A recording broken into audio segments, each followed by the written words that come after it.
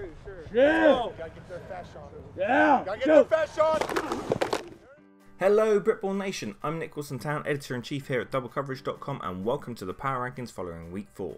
Apologies, things have been quiet on the site and our channel of late. Afraid I spent much of the last fortnight in the care of the NHS, but we're back with video rankings this week, and the scoop will return following this weekend's games. Remember Nation, if you like our content, to go like it on YouTube, share it on Facebook, retweet it on Twitter, and if you want DC to keep doing what we do, then we're gonna need your support. Head on over to gofundme.com/dblcoverage, and if you feel our daily Britball content is worth keeping around, we'd appreciate your support to help us continue contributing to the growth of the game. We want to keep bringing you daily updates of all things Britball, but we can only do so if the ballers across the nation are willing to step up and invest in ensuring our sport is being talked about and shared with the widest possible audience.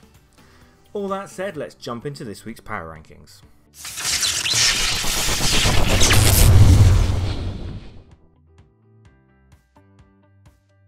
Just one of last week's rankers doesn't make the cut, as even early on in the season there's no room in the rankings for a side with a losing record.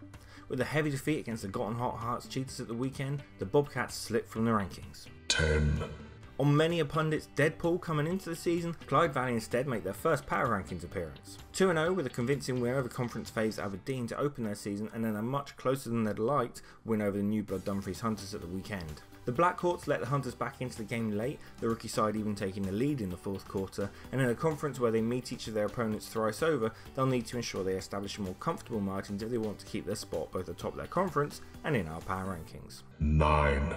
Pompey slide just a little as the rankings shift following the weekend's games. We'll want some more convincing scorelines to shift them higher up the ranks, or perhaps to take a win away from a playoff caliber side such as the 2016 conference champs, the Berkshire Renegades, who host the Dreadnoughts this weekend. 8.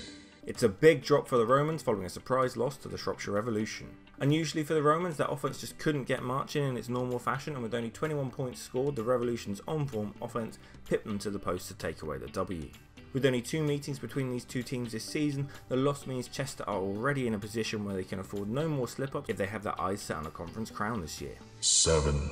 A comfortable victory for the Bobcats sees them climb, though it's worth noting that their opponents this past weekend, the Northumberland Lightning, have been notably off the pace so far this season, taking a third straight heavy defeat.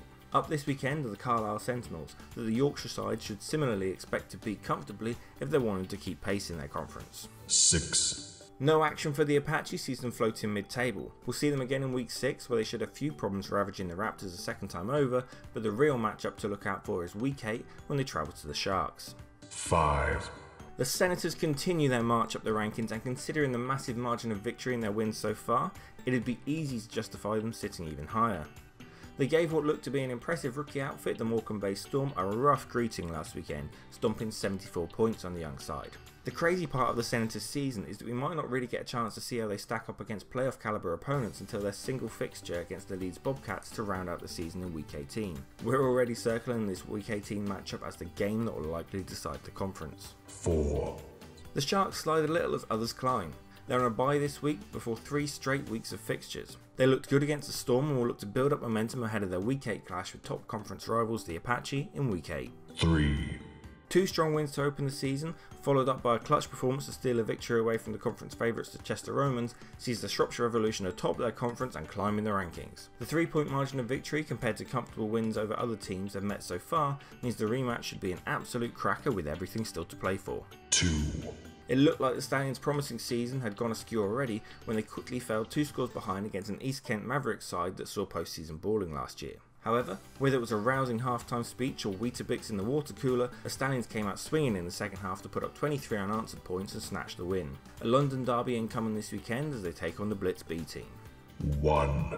And while they may have missed out on the burger for the first time this season, the Cheetahs earned a very healthy win against the Bobcats at the weekend. More kiddies coming up this Sunday as they face the Pumas, and I think even our conference correspondent JJ Segety might start believing the hype around the Cheetahs now. And there you have it, Nation.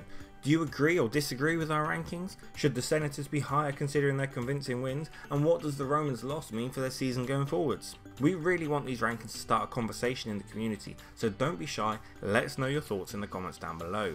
Remember to give this video a thumbs up and subscribe to our channel if you haven't already. It's only through help like this that we can ensure that all the great things going on around the Britball Nation reach a wider audience. And as we mentioned, if DC is going to keep doing what we do, then we really need more of you to head over to our GoFundMe page and chip in if you think we're worth keeping around. All that said, as always, play hard, play safe, and the best of luck to the teams stepping out onto the gridiron this weekend.